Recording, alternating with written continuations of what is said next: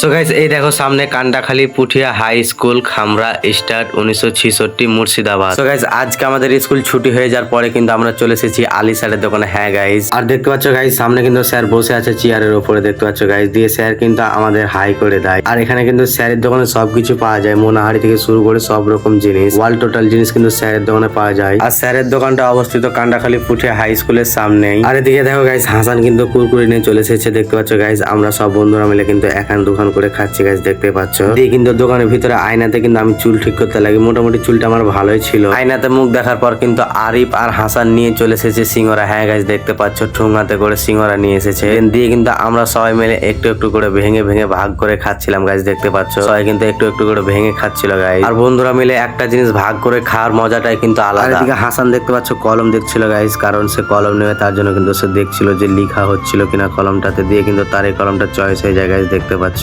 তো এই কলমটা কিন্তু সে নিয়ে নিল গাইস, দেখতে পাচ্ছ তোমরা। তো গাইস এদিকে স্যারকে দেখতে পাচ্ছ, স্যার কিন্তু বসে বসে বই পড়ছে। হ্যাঁ গাইস এখানে কিন্তু আলী স্যার বসে বসে মন দিয়ে কিন্তু বই পড়ছে। তো আজকে আমি এখানে 83 নম্বর চ্যালেঞ্জটা কমপ্লিট করলাম। তো ভিডিওটি কেমন লাগলো অবশ্যই কমেন্টে জানিও। টাটা বাই বাই, দেখা হচ্ছে নেক্সট ভিডিওতে। ভালো থাকো, সুস্থ থাকো।